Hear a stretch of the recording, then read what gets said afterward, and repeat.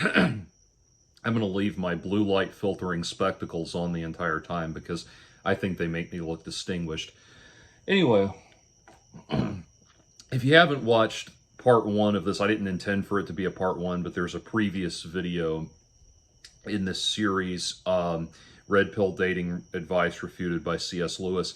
Go watch that so I don't have to do a lot of follow-up and that sort of thing. I'll put a link to the OP along with some other links and that kind of thing. So I wanted to talk about some of the counter arguments that I got to this. One in particular, which prompted a lot of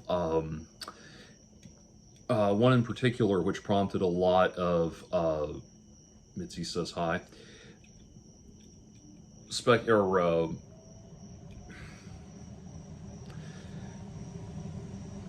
Prompted a lot of philosophical conjecture on my part, so it's good to respond to. Before that, I want to remind you all that I have relaunched my Patreon. I am just finding myself in a place where I need to open up a third source of income, so hopefully I don't have to get a third job or abandon doing work that I already enjoy doing. So I would appreciate it if people could start donating to my Patreon. I don't dream of becoming a bread tuber or anything like that. I have a modest goal of, my dream goal is about $800 to $1,000, would help me turn the corner on some financial situations I ran into, namely that I found out that I needed a bunch of automotive work and a bunch of dental work done the same day. And so I've been dealing with that. Anyway, but I'm going to use it as an opportunity to grow the channel, and what I'm going to do is once a month I'm going to upload a different project video. This could be a video essay, or it could be a new piece of music, a new cover song, that kind of thing. I'm up to over $60 already, which is great. And so I look forward to, hopefully expanding on this and getting it where it needs to be, and it would also give me, an opportunity to start hopefully developing what I can do here. I've not tried to do professional YouTube in years, but there's a lot of positive response to my autism-related content, my content about relationships and interpersonal relationships, spirituality, that kind of thing. So hopefully that's something that we could, build on and expand upon. So I'm not going to do, getting into the meat of the video, I'm not going to do any summary. Go watch part one, or just look up Red Pill Dating Advice Refuted by C.S. Lewis. I don't want to sully that title by putting a part one on it. Anyway, so Refrigerator Magnet 1680 said, I don't know that RP guy. RP and love and romance aren't mutually exclusive. You should take facts and try to use them to help you succeed. Wallowing in unfulfilled desire may make you feel good temporarily, but it hides a bomb in your life that is bound to explode later in your life when you finally realize that it isn't coming. Puddleglum's arguments are hollow. It is no answer at all. It's saying that fantasy is better than reality, so wallow in delusion. Let's say we have two people on a skyscraper. One wants to jump. He thinks that flying with only the body is real. The other is showing proofs of what happens when he tries to fly. The jumper comes back with your Narnia justification. Should the naysayer encourage the jumper to jump because the jumper has a beautiful dream? I care about people. I'm not going to support a point of view or action just because it sounds good or feels good unless I want that person to die. If you can take facts that RP people present and use them to your advantage using logic and reason to come to a better conclusion, then you are helping yourself. Continuing without scrutinizing them also works, but denying them or saying that they're just wrong is not the answer. Finally, your argument states that your feelings are more important than reality, that you would rather embrace delusion than believe reality. Read that last sentence again. You said it. You chose to embrace a lie by your own words. Okay. take several seats. What's interesting about this, and why this is an interesting topic of discussion, is that I have in my background a time period when I was an atheist, and which lasted probably a little over a decade, and a time in my background when I was at the very least peer pressured into getting involved with the whole manosphere red pill thing, and that lasted only a few months. And I can safely say the latter I am certainly infinitely more embarrassed about. But nevertheless, what's interesting to me, this is what I brought up in the first video, is the red pill thing seems like, at least as it relates to love and relationships and that sort of thing, is very much, and by the way, I should emphasize, as the saying goes, a broken clock is still right twice a day. I certainly have no problem with things like people who have rightly identified that men get screwed over in divorce court and need better representation and support there. People who care about the fact that boys are falling behind in education and want to help them and that kind of thing. I don't see those things as being toxic or corrosive at all.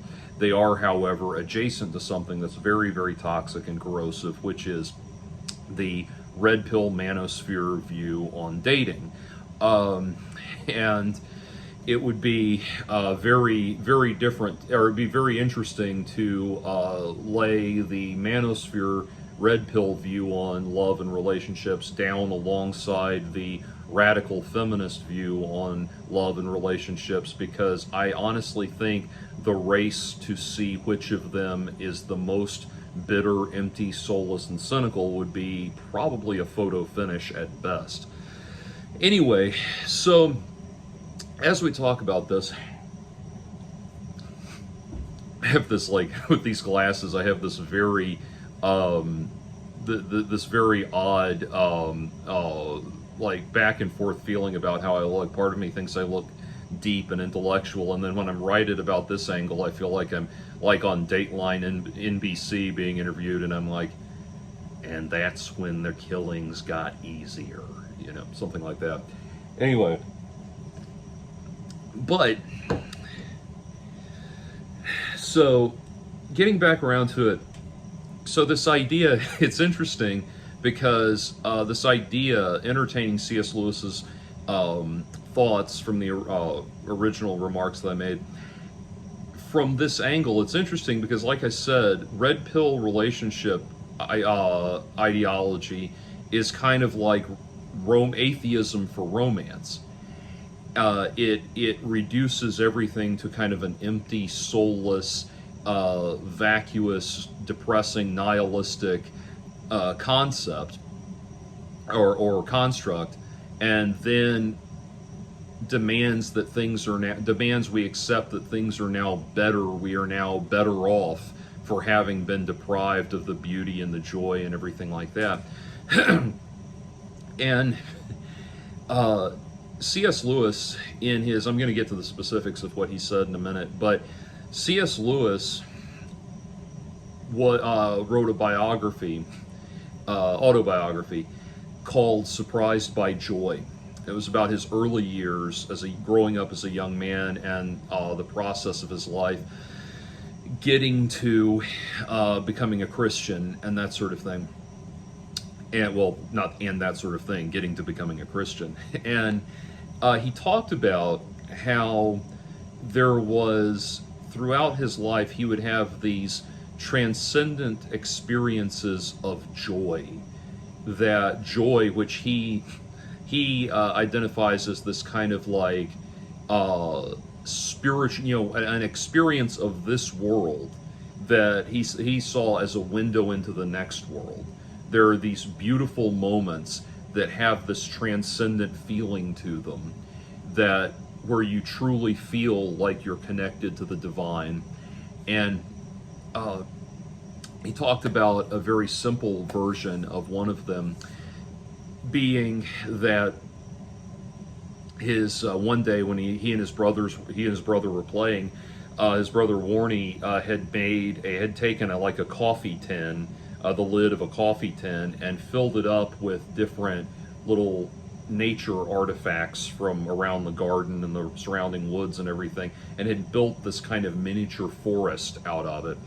And C.S. Lewis said the whole thing was just so beautiful, the way it was done, the way it was arranged and put together, that it had this, for an instant, there was this feeling as though he was looking at heaven itself. And there's that beauty and that poetry. And the thing is, I so understand what he means. There's this point where we feel as though we feel as though we've experienced something in this life that has this fleeting transcendental feeling to it, and we have this yearning to return to that. And he took that very much as a sign that we're built to yearn for and work towards this higher goal, this higher reality.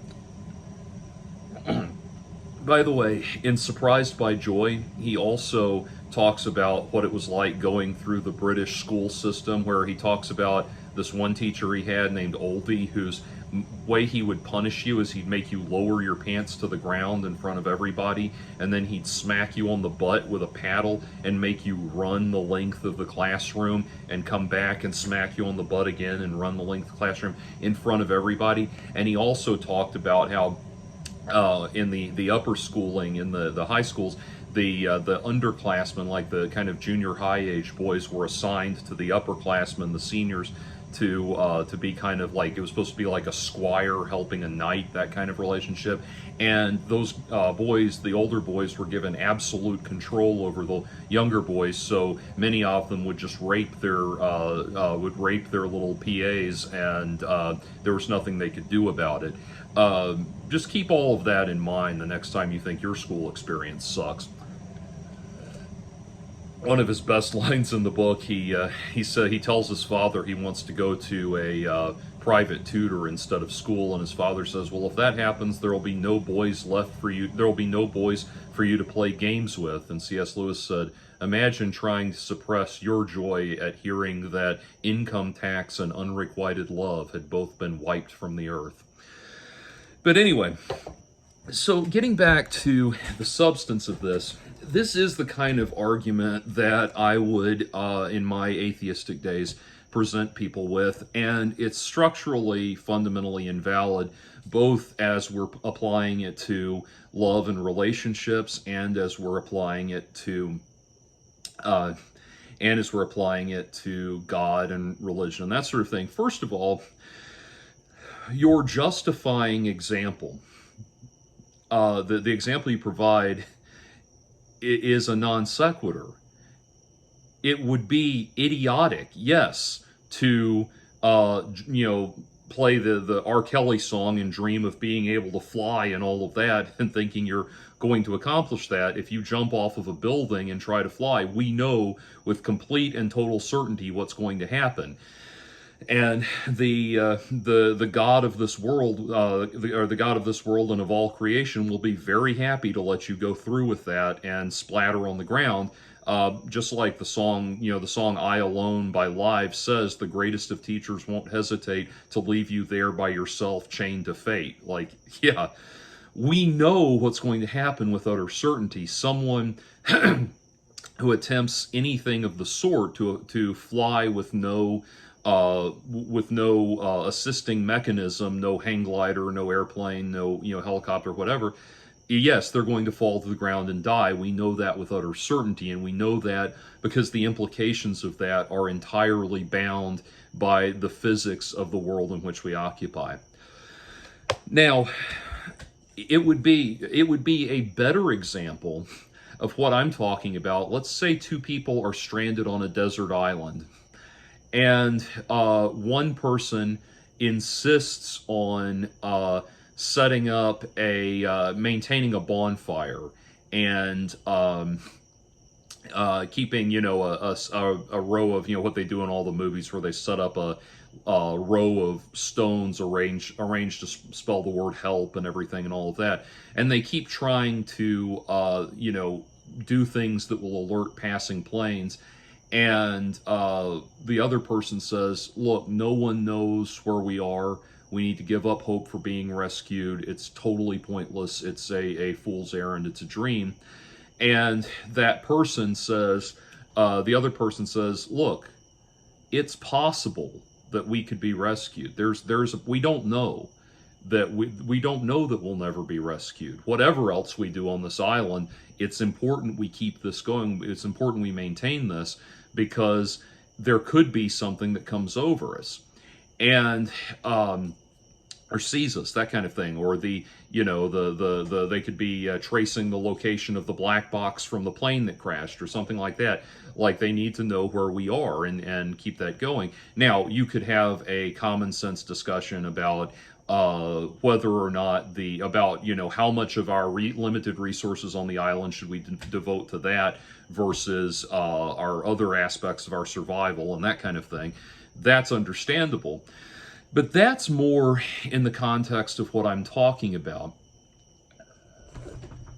In what I'm talking about, there is an unprovable, in all of what I'm talking about, there is a variable point at which we all have to become agnostic. We all rationally have to become agnostic over whether or not that plane is going to fly overhead. It might be highly unlikely, but it's within the realm of possibility. Now, in the case of spirituality, it does not provide us, it does not provide us with certainty that there is a hereafter or something like that. But to look at the world in such a way that there is a transcendent beauty and there's something higher in all of us to aspire to. Let me ask you this. If you knew that there was no hereafter, no God, no heaven, none of that, would improving yourself, would being a better person, improving yourself, raising the quality of person that you are, would that be pointless? I think not. I think you would say that raises the quality, raising the quality of person you are, raises the quality of life you're going to lead. So some people are,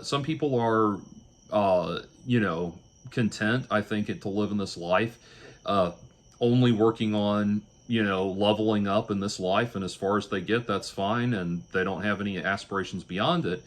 But a lot of people are motivated by that desire to approach and approximate the transcendent.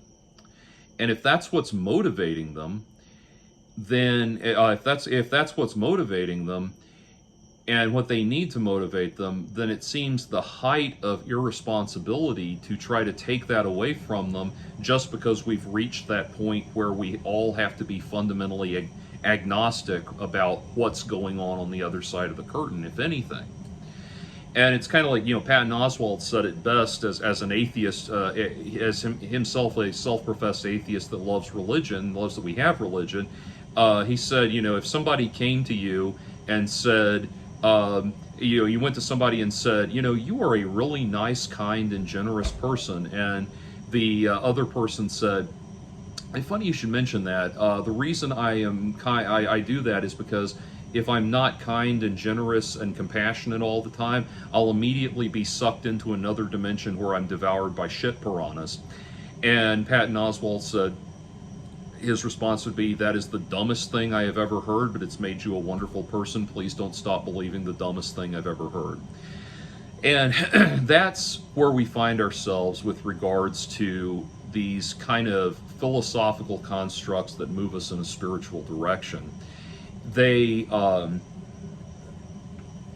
idea that we should only base our sense of hope and optimism and joy on cold hard facts of reality is an extremely nihilistic phenomenon. You're not going to have very much you're not going to have very much psychological or spiritual armor to see you through some of the great difficulties this life has to offer if you have no transcendent concept of hope to keep moving you forward.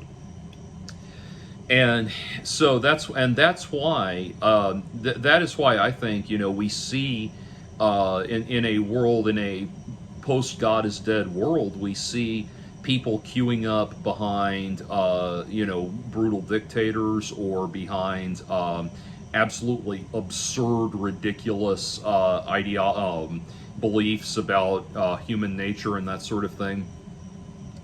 You can guess what I'm talking about. All of those sorts of things, we start seeing people queuing up behind all of those ridiculously irrational concepts, because they don't have a transcendental place to put that natural capacity for irrationality. G.K. Chesterton, in the book Orthodoxy, talks about this, illustrates this beautifully, illustrates that we need this component of irrationality. The atheist is thinking they can stamp out that need for irrationality, and the spiritualist, irrespective of religion, but the spiritualist is taking that component of rationality and placing it in this part of their psyche where it's needed to keep things working. So in Orthodoxy, which I have right here, in Orthodoxy, he starts talking about, for example, the most powerful chapter of the book is where he talks about fairy tales, and how he's learned all of these great transcendental truths from fairy tales, stories that deal fundamentally with the irrational, things that should be wholly and completely outside the bounds of rationality by the very nature in which they're presented, serve to present us with all of these phenomenal truths about existence. He points out that, you know, we learn that, you know, for example, in Beauty and the Beast, we learn that a thing must be loved before it can become lovable. You know, and that's very true, that we have to we have to navigate through the outer self of a person, which is very often very ugly and off-putting, and not what we, you know, not the best version of themselves, to get to the reality of what is lovable. That they have to find within themselves the version of themselves that's lovable.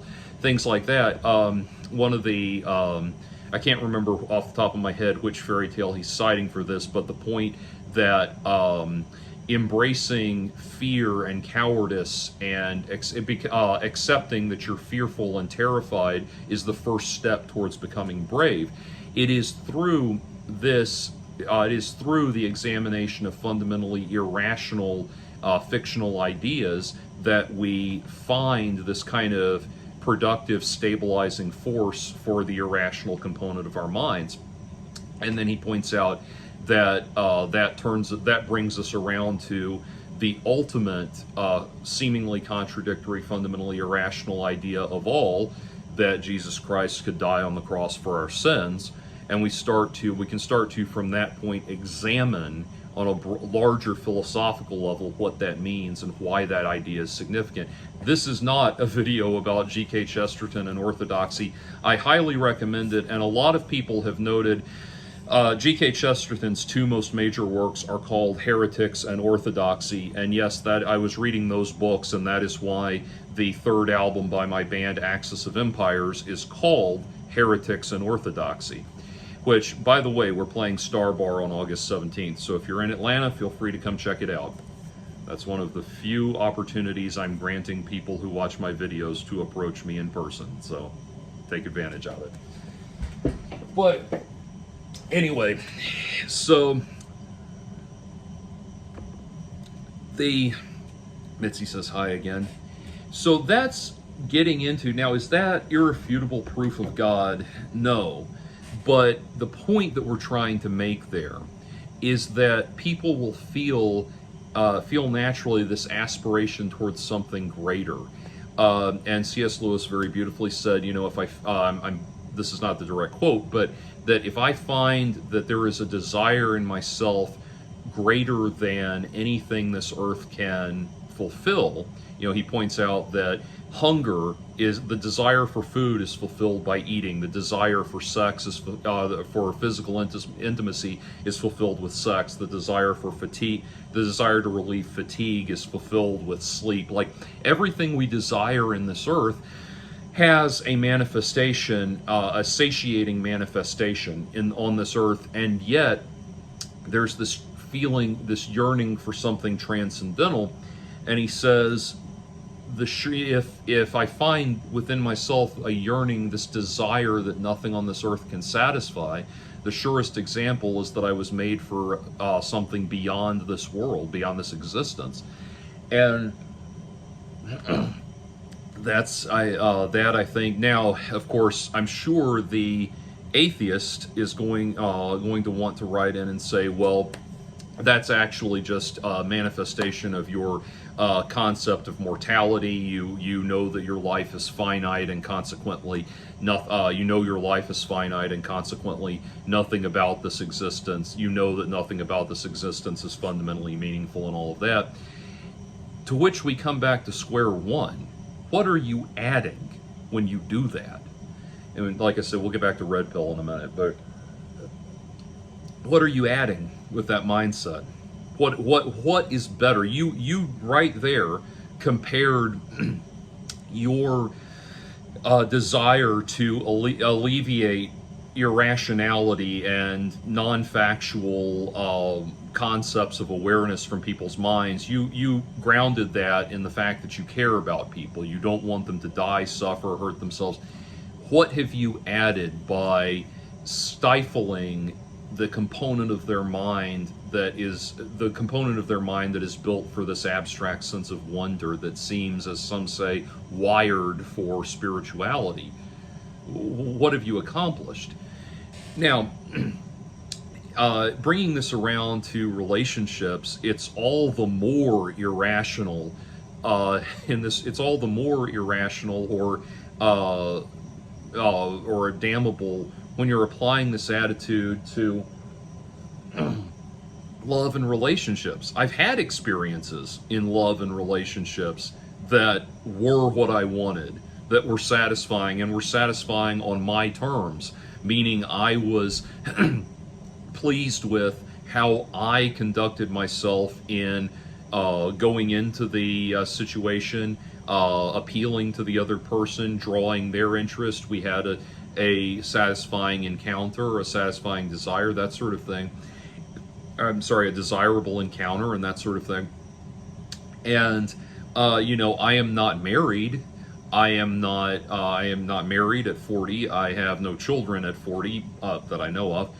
But and I've had experiences with some women that were absolutely horrible. I've had experiences with some women that I would not trade for the world. In fact, to such a degree that any woman who is with me will have to be able to accept that, yes, I do still have pictures of fond memories of some of those women I was with, because they are fond memories. They're important points in my life, that kind of thing.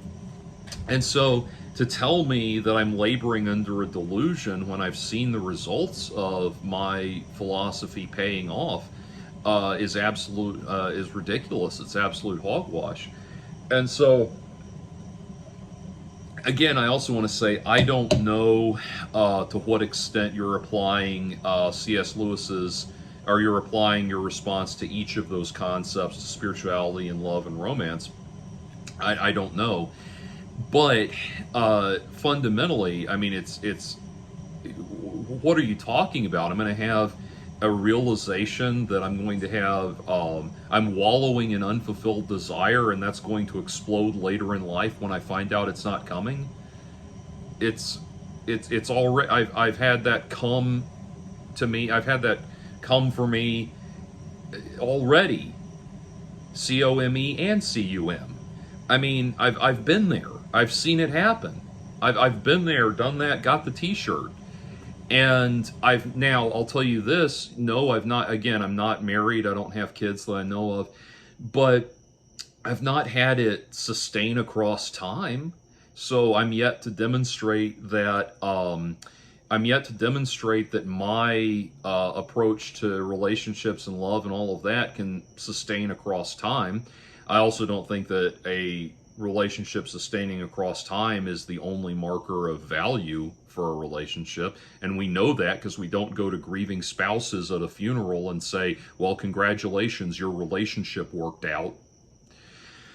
But anyway, so that all of that right there just really, I mean, again, going back to the concept of joy, I've had those experiences of joy by way of relationships with women, presenting, as inundated as I've been over the course of the day with red pill dude bros talking about how no woman or no worthwhile woman or no woman at all is ever going to want someone that looks like me, which is very rich coming from people whose physical appearance is completely hidden. But anyway,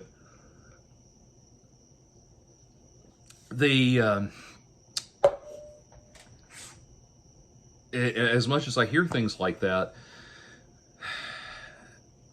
I've had success.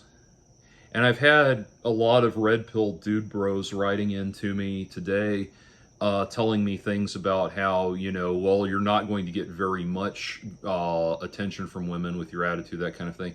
My response to that is always, look, I could make a lot more money, or I could have a lot more money if I went out robbing banks successfully. If I learned how to do that and did it successfully, yes, I would have a lot more money. I also would not have a lifestyle I want, because one of the components of the life I want to lead is not drawing the ire of law enforcement. So I have no desire to live that way. And that's the thing. It's like you're trying to say that the ends justify the means, that cheating, when you talk about playing the game, none of you who play this game of relationships, the fact that you call it a game at all is indicative of the fact that you are is indicative of you being completely unable to understand what you're dealing with, which is human beings, real human beings with thoughts and feelings and ideas, and actual people who are worthy of consideration and compassion and that sort of thing. And yes, there are loathsome, awful women out there. God knows I've dealt with some of them. I've said many times that I had one woman in my life that would make Amber Heard look like Bluey's mom. But nevertheless, that's indicative of how awful that person is. And so, to give you an idea of what I'm talking about, I'll put a link to it below, although I'm loath to give the man any attention. But I'll put a link to one of Orion Taraband's videos that I looked up just before watching this, where he talks about how most men ruin the first date. And Mitzi's favorite toy right now is a wadded up piece of paper she got from the trash. For the last few days, it's been my ibuprofen bottle. But anyway, but this video, it was talking about how most men screw up the first date. And and so we sit there and listen to Norman Bates, PhD, pontificate about why he thinks most men screw up the first date, and it's because as he lays it out, and there's a number of logical fallacies and just heinous moral vacancies in what he's about to say, but he says that when the woman meets you, she has a fantasy in her mind that she thinks you fulfill. She had she's not when she agrees to date you, she's not agreeing to date you. She's agreeing to see if you fulfill the fantasy that she has of what she wants in her mind. Therefore, when you meet up, what you are supposed to do, see, he says it is inevitable that the reality of who you are will fail to live up to what she actually wants. And so And so when you go on the date, what you have to do is keep her talking the whole time, and whenever she throws the microphone over to you, or hands the baton over to you for you to say something, you ask an open-ended question. You ask it you respond in the form of an open-ended question that will get her talking again, talking, so that she leaves thinking, wow, I had a great time, but I learned almost nothing about him. And this will make her want to have a second date with you. Now, to Norman Bates, PhD, I have to sit there and ask, like, you completed a doctorate. You know what it means to substantiate an argument. I mean, you look at, I mean, you need a refund from whatever diploma mill gave you your credentials, because, my God, okay, let's look at every level of assumption he's making there. He's assuming that he knows at first what all women want all the time. Okay. And then he is assuming that the woman is going into the situation with farcical, duplicitous motives. She wants to fulfill a fantasy, not get to know you as a person. Okay, that is also just a presumption based cut from whole cloth, based on nothing. Okay. From there, he's assuming that she is not able to formulate an act, or that the two of you will not be able to formulate an actual human connection, and instead you have to play mind games with her to keep stringing her along so that she thinks you're something you're not. And what, may you ask, is his moral justification for this? Well, if you spent any time in red pill circles, pickup artist circles, manosphere, all of that bullshit, you'll know very quickly that what he's referring to, or what he's going to say as his justification, what is it? What is the thing that every pickup artist, every red pill asshole has ever used? What is the justification they have always come back to, the same thing over and over again, for why they think it's okay for men to do all of this manipulative shit like this? Maybe you haven't guessed it yet, but it will come as no surprise when I tell you that his justification for this is women wear makeup. This is always the thing that these guys come back to. It's always like, well, women wear makeup, and that means they're not being honest about their appearance, and so therefore I get to use psychological manipulation and abuse and chicanery and boardwalk con artistry to get pussy because women are wearing makeup. And, like, stop a minute, dude. Everyone knows women are wearing makeup. If you go on a date thinking the woman you're with is not wearing makeup, the problem is not her being deceptive, it's you being a fucking moron. Yes, women wear makeup, and men do all kinds of things to accentuate their physical form as well. There are evolutionary reasons, and you would think Norman Bates, PhD, would know this, but there are evolutionary reasons why men and women accentuate different parts of their bodies. But the reason women the reason women put on lipstick to simulate the flushed rush of blood that their faces have when they're sexually aroused, it's the same reason men wear suit coats with padded shoulders. We just accentuate all of the parts that we, on an evolutionary level, know that other people want to see. But that's not deceptive. We know that you can tell by looking at a woman if she's wearing lipstick. Just like everybody understands that men do not have the actual shoulder shape of what you see in a suit jacket. Everybody knows that these are accentuations, and they're out in broad daylight for everyone to see. They're not pulling the wool over anyone's eyes. The idea that because women wear makeup, you think you are morally justified in manipulating them for sex is insane.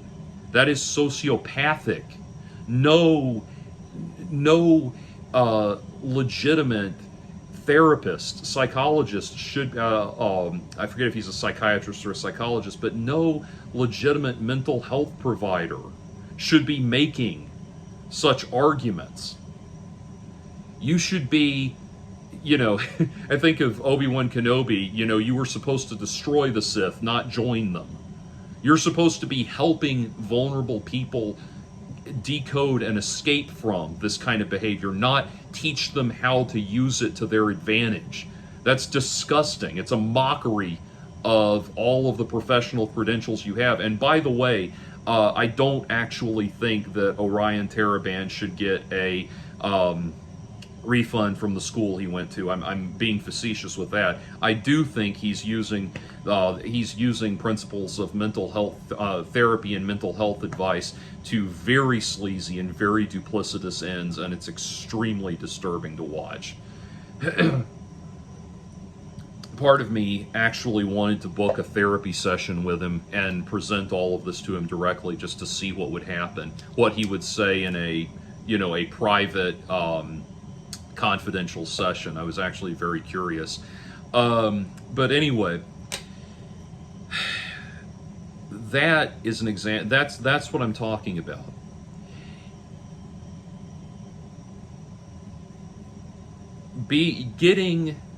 Getting pussy, getting laid, in and of itself, is not worth being a shitty human being.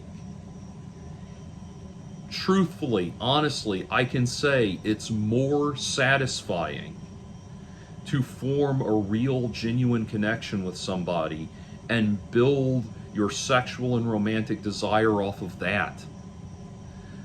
Yes, that means you will have a lot of dates that go nowhere. Yes, that means you will probably have less sex than you could otherwise have. But we're talking about quality over quantity. Think about it this way. If you're a man, one great way to get yourself laid is to join a fraternity and be a drunk piece of shit. Those guys have mixers every other weekend. Just be a drunk piece of shit, and you will find yourself waking up next to some random college girl you hooked up with. So, was that worth having an experience that neither one of you really remembers that well? Was that worth having, was it worth having her throw up on you? Was it worth throwing up on her? Was it worth putting yourself in a legally precarious situation just to get a little pussy, to get a little action? There is unquestionably, in the realm of human interaction and human relationships, there are unquestionably higher ideals to aspire to. Now, you seem to think, refrigerator magnet, you seem to think that I'm advocating for people to do things that are futile, knowing that they're futile. No. We have a capacity for rationality to know when things have become futile. And I'll tell you, I've talked a few times on my channel about a guy I know that used to be a friend of mine, and I distanced myself from him when he started getting arrested. But this guy I knew that's been obsessed with the same woman for 22 years now. He has been arrested multiple times because of it. He's had multiple orders of protection placed on him because of it, and he's been to jail for they eventually made him rot in jail for 3 months to make him leave her alone. And finally, he has got it in his head that he shouldn't bother her anymore, or he shouldn't physically interact with her anymore. But he still, to this day, 22 years later, this is a person that he has not spoken to in 10 years, someone that he has not had a conversation with in 14 years, someone he has not had a positive interaction with in 17 years, and yet he still is praying to God and completely unshakably certain that God is going to bring her back into his life. Because God, he says that God will be working in her mind to remind her and convince her that he, in fact, is the woman, the man that she should be with, and all of that. And the last I checked into the situation, he does not know this, but she has moved to another state. I have debated back and forth whether or not to tell him. I've not spoken to him in a long time, and I know he doesn't want to hear from me, because my only thing is going to be to tell him, look, you gotta give this up, man. This is insane. And he shuts anybody out of his life who tells him, you gotta give this up. This is insane. I've been tempted to tell him, because I don't think he knows, but I've been tempted to tell him that she has moved out of state, and that while I can't confirm it, all signs point to her having moved to be with a man. I'm tempted to tell him that, partially in hopes that he would maybe finally get some help, partially just out of aggravation and frustration at the whole thing. The main thing that stops me is I'm legitimately concerned that he would off himself if he really did come to terms or accept the reality that she doesn't want anything to do with him, and she's never going to want anything to do with him. And this, by the way, was not someone he ever had a relationship with. They had 3 nice conversations 17 years ago, and on the basis of that, he believed that God had preordained that they would be together one day. This is a deeply mentally unwell individual, as you can imagine. I'm not saying this to mock him, although I'm sure a guffaw or two is understandable. But anyway, I bring all of that up because, yeah, that's a totally futile, asinine endeavor. We know she's never going to be interested. She's told him that she'll never be interested in him. She's told him she never wants to have a relationship with him. It's never going to happen, and he needs to get over it. She's told him that she's disturbed by the fact that he has this strange inability to accept her, that she's never, she says, from what he's described, she says that he has, I don't know this woman, that he has some kind of, she says it's like he lives in some kind of dream world where he thinks that they're in a relationship or something. He has no ability to comprehend that. I would never tell that guy to keep holding on to that delusion. That is a delusion. And that's the thing. What you are pointing to there, Refrigerator Magnet, what you're saying in all of this presupposes that what I'm talking about here is something that is not only a delusion, a confirmed delusion, but something that I'm advocating for people to hold on to things that are confirmed delusions. As far as spirituality in general, none of us will ever truly know that answer until we cross over to the other side, if there is another side.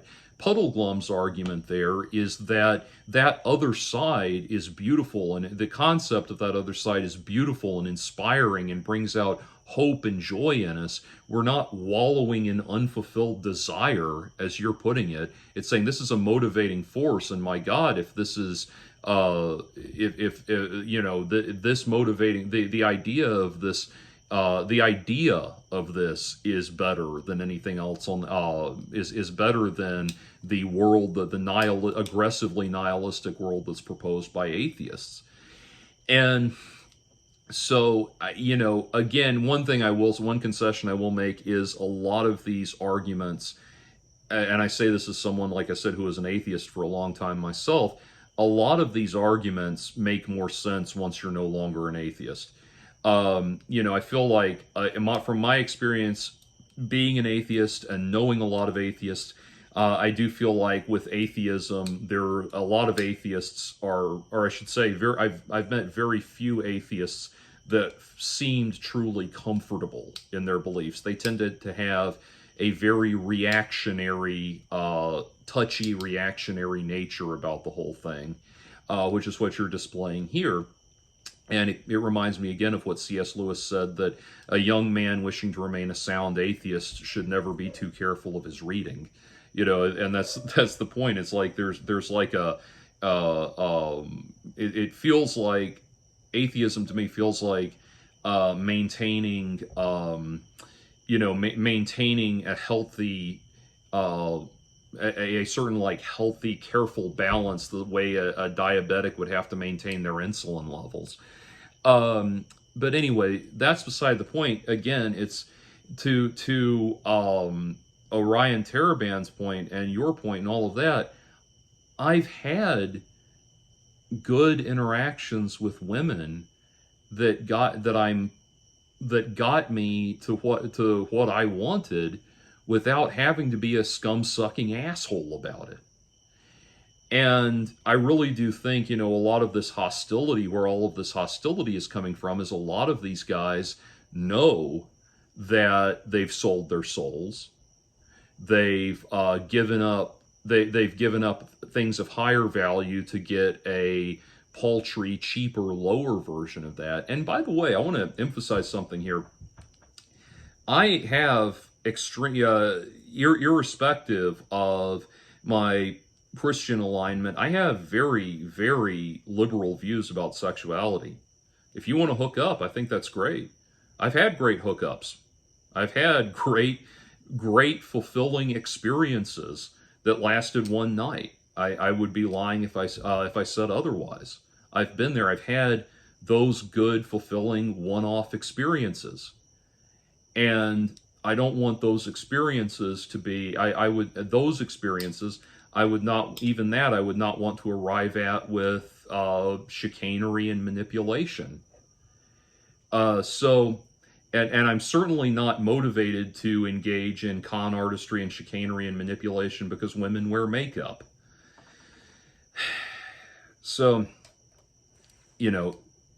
it sounds like, when I hear empty excuses like that, what it sounds like to me is it's kind of like I'm old enough to remember the early days of Napster and LimeWire and all that, before streaming of music became a reasonable possibility. There was Napster and LimeWire and all the illegal downloading websites and everything like that. And you would hear all the excuses from people like, oh, come on, man, they're all like rich and famous already, and they just want more money, and they only care about being in it for the money. Whose side are you on, man?